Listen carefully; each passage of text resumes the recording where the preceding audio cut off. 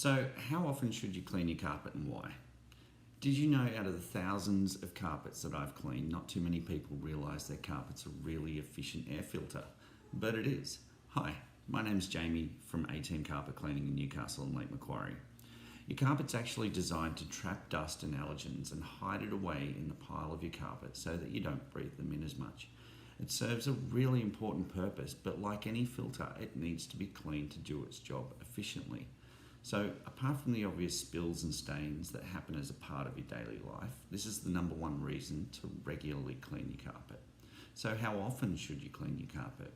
Well, the average household that has no pets or kids should clean their carpets once every 12 to 18 months as a minimum. If you do have pets and kids, or both, then I would be recommending a 12-month minimum, and possibly if you have kids and pets, I would say probably 8 to 12 months.